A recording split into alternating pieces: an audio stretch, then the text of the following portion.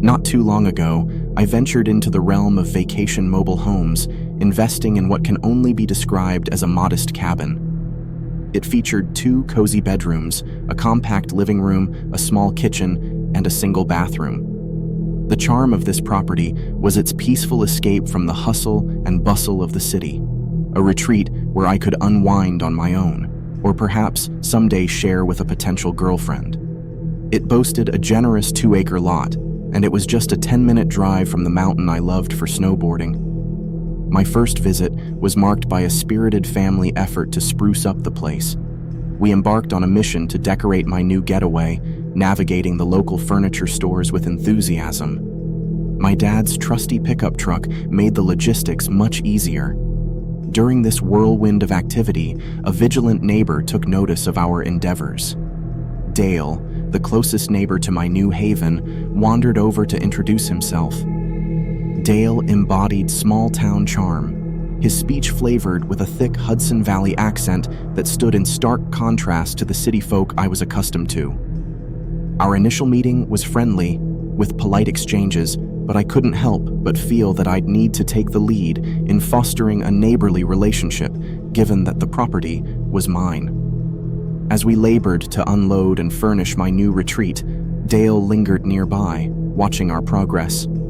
My dad tried to engage him in conversation, and as the hours passed, he continued to hover, silently observing our efforts. However, once we finished our work, Dale bid us farewell and returned to his own residence. My second visit to the mobile home happened 2 weeks later, and this time, I ventured there alone. My goal was to bring more of my belongings, including my cherished snowboarding gear and the necessities for setting up Wi-Fi. It seems Dale noticed my vehicle as I drove by because he arrived soon after I reached the mobile home. He greeted me with a knock on the open door, extending a warm welcome and an invitation to join him for a beer. We exchanged pleasantries and made our way to his home, which was also a mobile abode, though slightly larger than mine.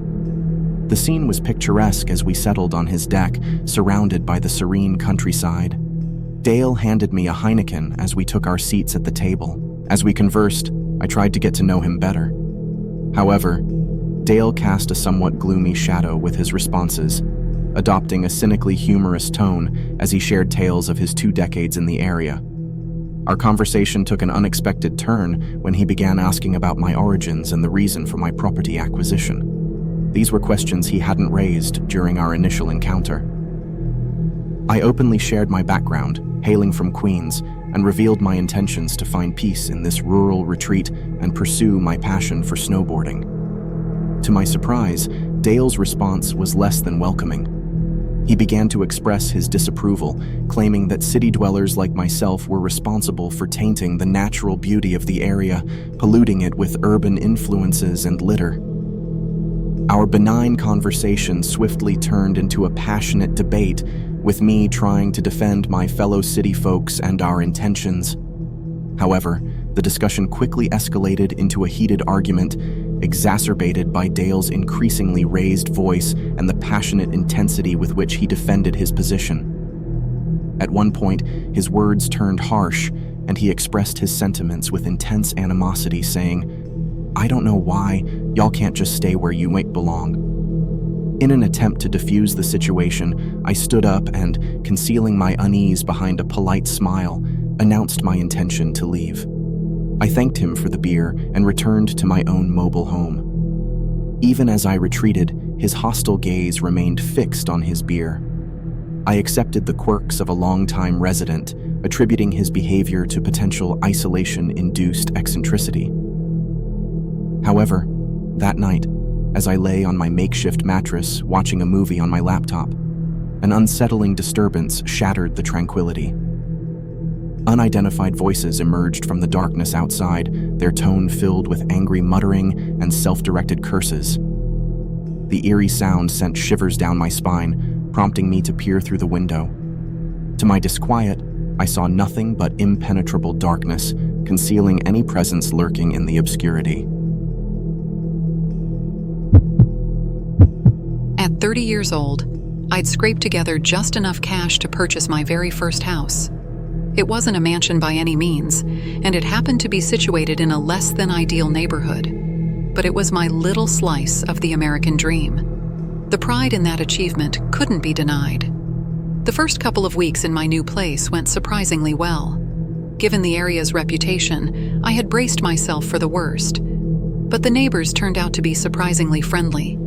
Some of them even invited me over for dinner, a refreshing change from my years of apartment living. Yet, not all the neighbors were as pleasant as they seemed. A peculiar man, around 50 years old, lived 2 houses down from me. Shortly after my move, he started knocking on my door at bizarre hours, making odd requests. One time, he asked for any leftover food I didn't want, and another time, he needed me to fill a bucket with water because his supply had been turned off. These requests were strange, but I could understand them, given his circumstances. However, my patience wore thin when he began asking for money.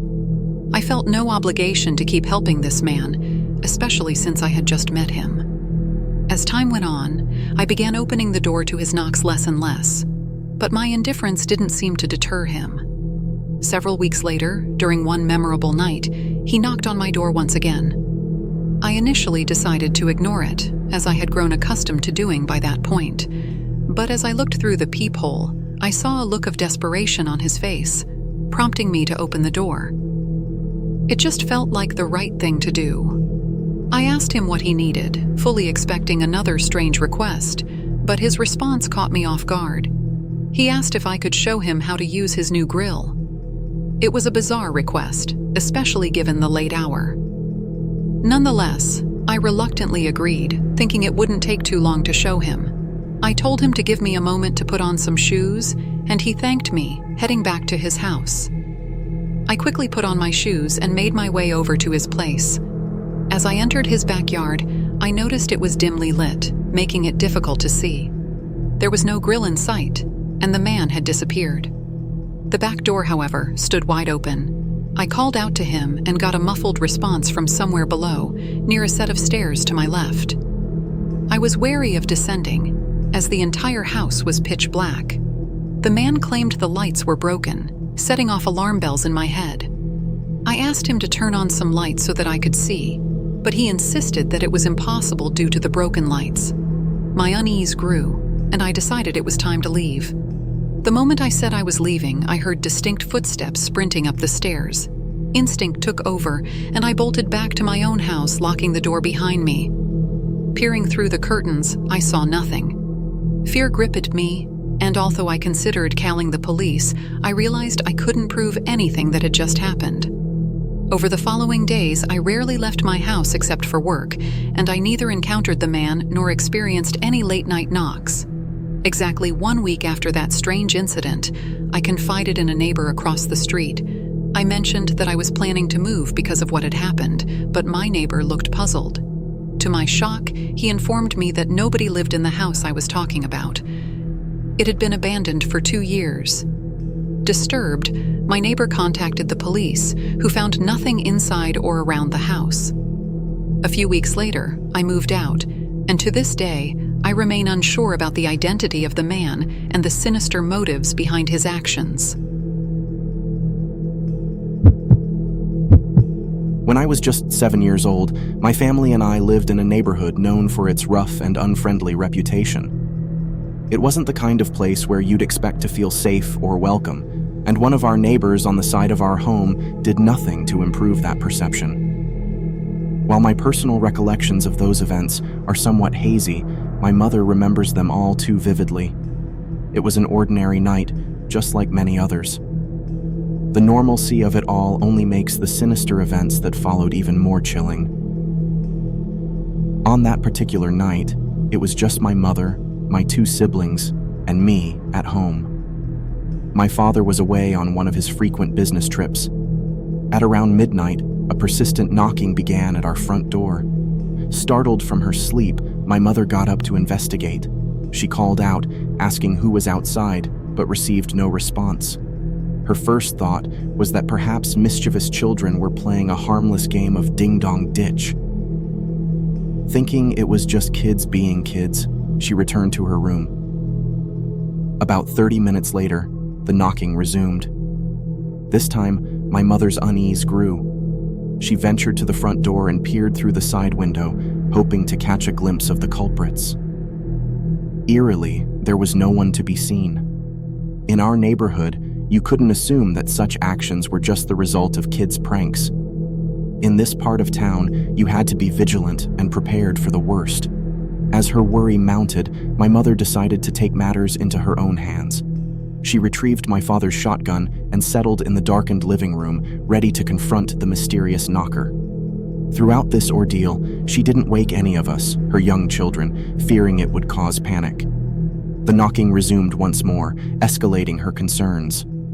My mother shouted a stern warning, declaring her intent to call the police and warning that any intruder would be met with deadly force. Remarkably, this threat, entirely serious, seemed to work, as it marked the end of the knocking. In the hours that followed, the police finally arrived around 2 a.m. They conducted a brief search of the area outside while we anxiously waited indoors. When they returned, they informed my mother that they had discovered a piece of barbed wire about 4 feet in length near our front door. The police asked if it belonged to my mother, and she said no. The officers explained that the wire had likely been left by the person who had been knocking on our door. The sinister plan was to strangle my mother with the barbed wire when she opened the door in response to the knocking. They commended her for not opening the door, as doing so could have cost her life.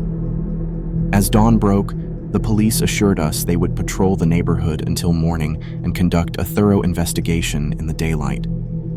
As they scoured the area, they discovered footprints leading around the back of the house. These prints led to my bedroom window. Additionally, they detected nicks in the windowsill, signs of an attempted break-in, and evidence that the intruder had tried to pry the window open. Thankfully, they had failed in their sinister objective. My mother had long held suspicions about our enigmatic neighbor, whom she believed to be responsible for these nightmarish events. She had frequently observed him peering into our house through his curtains. He exuded an aura of unease and had never been friendly. Furthermore, he seemed to have an uncanny knowledge of my father's whereabouts, likely due to his observations of my dad's vehicle.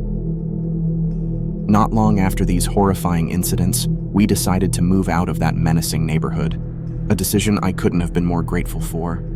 The events of that night had indelibly etched themselves into our memories, a chilling reminder of the dangers that lurked beyond our doorstep.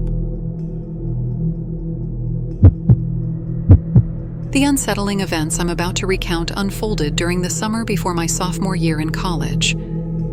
I was on a quest to find a suitable place to live for the coming school year, one that wouldn't be too far from campus and wouldn't break the bank.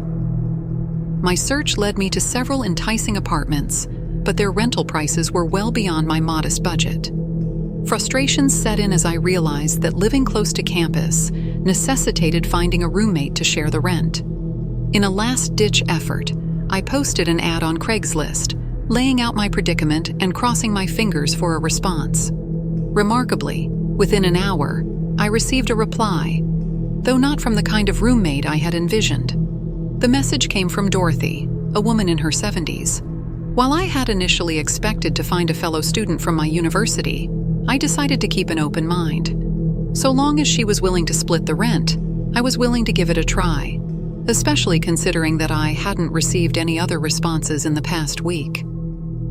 When the school semester finally kicked off, Dorothy and I moved into the same place. She was a short, white-haired woman, and though she appeared somewhat introverted, she came across as friendly enough. I assumed we'd get along just fine, so I wasn't too concerned about the upcoming months.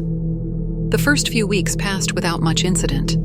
I rarely encountered Dorothy, and when we did cross paths, our interactions were limited to brief small talk in the kitchen. However, there was one behavior that I couldn't simply dismiss. On several nights, while watching TV in the living room, I'd hear unsettling high-pitched giggles emanating from behind the walls. At first, I waved it off, assuming she was simply chatting with someone on the phone. But the more I listened, the stranger it became. There was no conversation, just her eerie giggles. With time, the situation grew increasingly bizarre. Dorothy started to emerge from her room with the sole intention of watching me. She'd stand in the kitchen or hallway, observing me while I watched TV or prepared dinner. The discomfort of her presence was becoming overwhelming. One night, things reached a tipping point when I was woken up at 3 a.m. by a soft, rhythmic knocking on my bedroom door. It wasn't the usual sound of someone trying to get my attention, but rather a slow, eerie tap that sent shivers down my spine. In response, I called out for Dorothy, and just as I did, the knocking abruptly stopped. I knew it was her because I heard her giggles shortly after, followed by the sound of her retreating footsteps. The incident left me deeply unsettled, and with no lock on my door, I struggled to fall back asleep. The next day, I decided to confront Dorothy about her peculiar behavior, but she remained locked in her room the entire day. As night fell, I took it upon myself to block my door with a desk to provide some makeshift security. With no lock to rely on, I couldn't afford to have her enter my room uninvited. A few hours later, I was jolted awake by the sound of my desk being forcefully pushed against my door.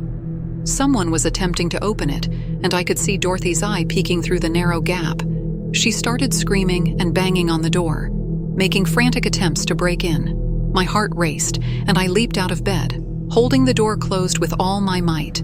Her screams and banging persisted for what felt like an eternity. When it finally ceased, I dialed the police, my trembling hand clutching the phone. As I unlocked my bedroom door, the horrifying sight that met my eyes left me shaken. Every knife from our kitchen was stabbed into my bedroom door. I was horrified. 2 police officers arrived, and I managed to recount the harrowing events. I also directed them to Dorothy's room. She put up resistance when they tried to apprehend her, but they succeeded in taking her away. A month later, I moved to another apartment, this time with fellow students from my university. To this day, I remain baffled by Dorothy's motives and actions. Perhaps she suffered from severe, untreated mental illness, or maybe she genuinely intended to harm me in my sleep. However, my desk barricade thwarted her sinister intentions, and I was spared from discovering the true extent of her disturbing plans. Our new neighbor had moved in recently, and at first, I was fairly open to the idea. Given that we hadn't exactly been on great terms with the previous folks next door, I was hoping for a fresh start. Little did I know that I'd soon find myself longing for the familiar faces of our old neighbors. It all began a few months back when a new van appeared in the driveway next door. What made it all the more peculiar was that we didn't spot any moving trucks or the usual signs of furniture being brought in. Wanting to be good neighbors, my wife and I decided to introduce ourselves. So we headed over to their front door, but there was no response, which was a bit odd since their car was parked right there in the driveway. We shrugged it off, thinking they might be busy or not at home. Our bedroom was situated upstairs, and one of our windows offered a clear view of our neighbor's backyard. Their house had a detached garage in the backyard. Everything seemed normal until one evening, the garage door unexpectedly creaked open. Curiosity got the best of us, and we glanced out the window, hoping to catch a glimpse of our new neighbor. There he was, a middle-aged man in a white t-shirt and jeans, standing under the glow of the motion-activated garage light. We watched as he carried boxes from his van into the garage. We couldn't help but watch, our impromptu peeping session ending before it could turn any stranger. But in the days that followed, our neighbor's car stayed conspicuously absent from the driveway, only to reappear one night when the garage door groaned open once more. This time, we heard odd scraping noises emanating from the garage, along with sporadic bangs, like boxes being clumsily handled. But it was that eerie, unrelenting, metallic scraping that left us perplexed. Unable to resist our curiosity, I found myself back at the window to witness what was happening. This time, the neighbor noticed me observing him from our window, and it led to an awkward exchange. I quickly pulled back, and seconds later, the garage door closed. I told my wife about my plan to go over and say hello, hoping to ease the tension that was building up. In the front yard, I approached the neighbor's driveway, but as soon as he saw me, he backed out at an unsettlingly swift pace and vanished into the night. The situation grew even stranger, with the new neighbor actively avoiding us. At this point, my curiosity about the scraping sounds in the garage was piqued. So, I ventured into their backyard to investigate. The odd noises continued, including faint thumps that led me to believe there might be an animal trapped inside. Suddenly, I heard my wife's voice calling my name from our window. I gestured for her to be quiet and carried on with my investigation. As I approached the garage door, I could still hear all the commotion inside. I tried to open the door but found it locked. It struck me as a sign to stop snooping and return home. That night, my wife woke me up, trembling with fear, claiming she had heard our backyard gate open. Initially, I dismissed it, thinking she was trying to spook me, but she insisted she had heard it. Wary but wanting to protect my family, I reluctantly went outside to investigate. As I peeked out the window, I couldn't see anything in the neighbor's yard. It was shrouded in darkness. I made my way downstairs and cautiously opened our front door. The neighbor's car was parked in the driveway, indicating that he was home. Heading to the backyard, I noticed the lights in the neighbor's yard were off, making it difficult to see anything. It was pitch dark. Then, I heard footsteps running away from me toward the side of the house, followed by the slam of our backyard gate. Paranoia crept in, but I had to be the protector. So I chased after them, sprinting to the gate and then to the front of the house. But as I arrived at the quiet street, an eerie feeling washed over me that I was being watched from all directions. Back inside, I recounted the experience to my wife, confirming that someone had indeed been in our yard. We couldn't be certain if it was our new neighbor, but it was clear that something was off. The next day, I visited Gene, a neighbor 2 doors down, and inquired if he had met the new guy yet. Gene mentioned that he hadn't, but he had been awakened multiple times by noises coming from the neighbor's garage late at night. I shared the incident from the previous night when someone had invaded our yard, and Gene was equally alarmed. So, we decided to keep a watchful eye on the situation and text each other when we heard unusual noises in hopes of finally meeting our mysterious neighbor. The next day, as I opened the living room blinds in the morning, I noticed the neighbor's car in the driveway during daylight hours. It was one of the rare instances when the vehicle was present during the day. I observed his house, particularly one of the windows, only to find him standing motionless, gazing back at me. We locked eyes, and silence hung in the air for an awkward 20 seconds. I gave an uncomfortable wave, but he didn't respond or offer even the faintest of smiles. Feeling uneasy, I summoned my wife to witness the bizarre encounter, but by the time she arrived, he had disappeared from the window. Determined to address the situation, I went to his house with my wife, knocking on the door and ringing the bell. We heard a single loud thud from inside the house, but no one answered. Frustrated and concerned, we left, feeling like we had tried everything to make contact. Gene's account of hearing muffled cries coming from the neighbor's place only deepened our unease, as something truly strange was afoot.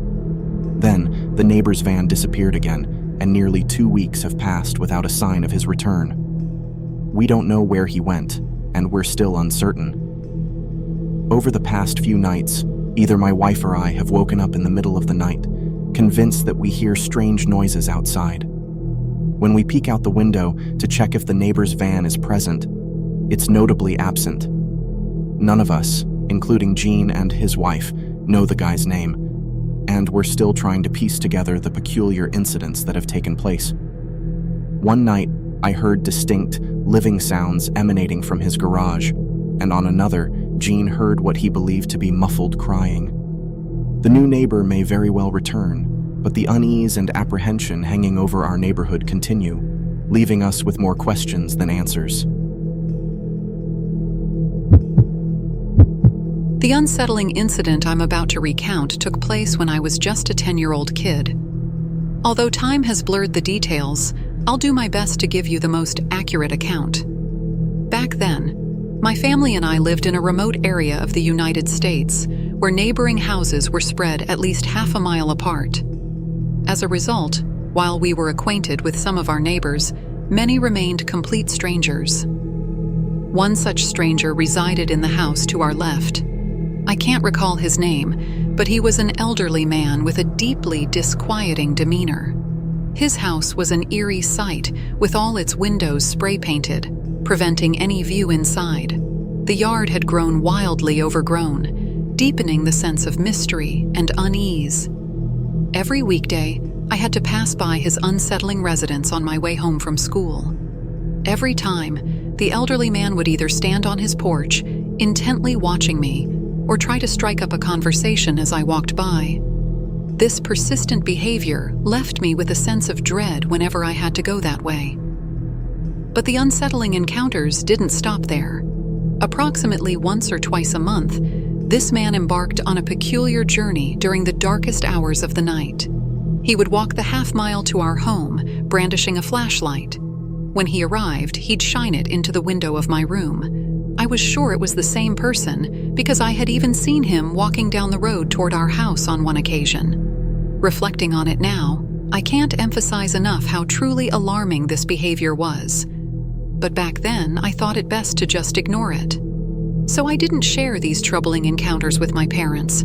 I figured my bedroom was on the second floor, making it unlikely that he could see much inside my room anyway. Now fast forward to a summer night that same year, and I was again roused from my sleep by the piercing beam of a flashlight invading my room. This time, however, it was accompanied by a subtle thud against the wall. My heart pounded as the thud sounded alarmingly like a ladder being propped against the side of the house. Before long, my suspicions were confirmed when I heard a gentle knocking against the window pane. I turned and saw the man's sinister, grinning face. He gestured for me to open the window, and terror surged through me. I screamed and sprinted to my parents' bedroom. Desperately, I explained to them that the neighbor was lurking outside my window. They came to my room, but by then, he had vanished.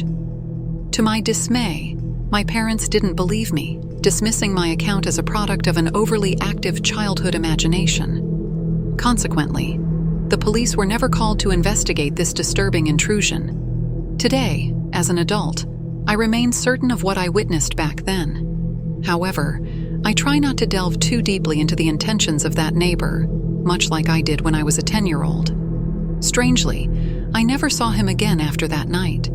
In fact, not even a week later, a for sale sign appeared next to his house, further reinforcing my belief that it was indeed him. I've lived in various places since then, but not a single neighbor has come close to being as eerie and unsettling as that man. This story harks back to my younger years when I lived with my parents and my little sister.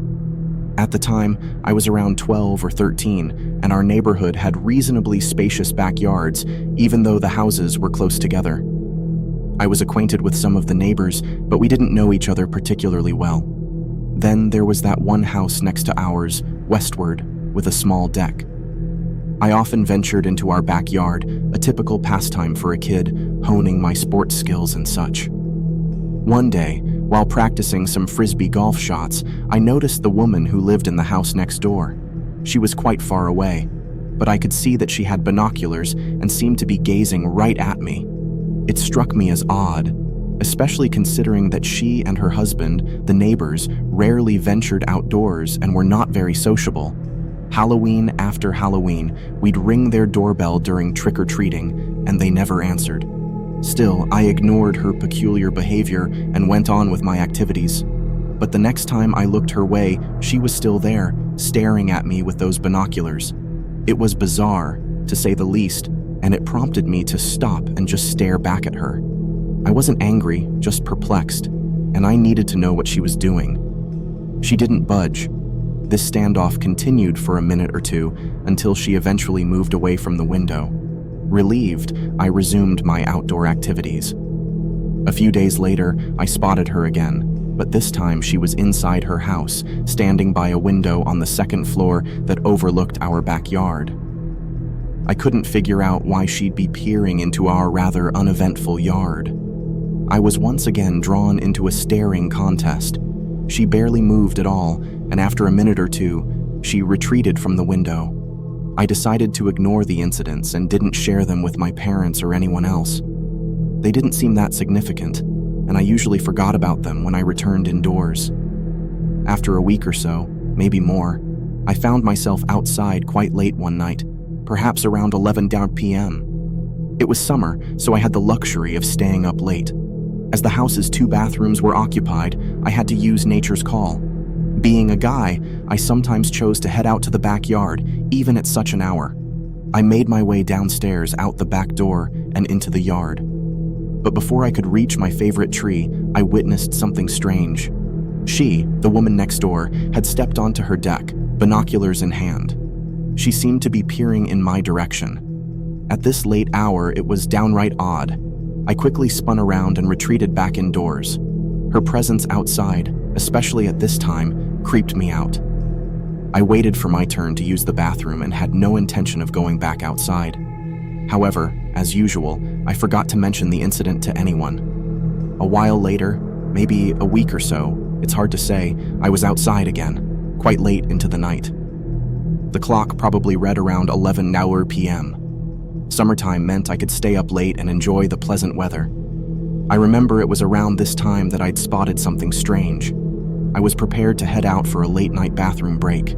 I headed downstairs, opened the back door, and stepped into the backyard. However, before I could reach my chosen spot, something caught my eye. It wasn't anything I expected.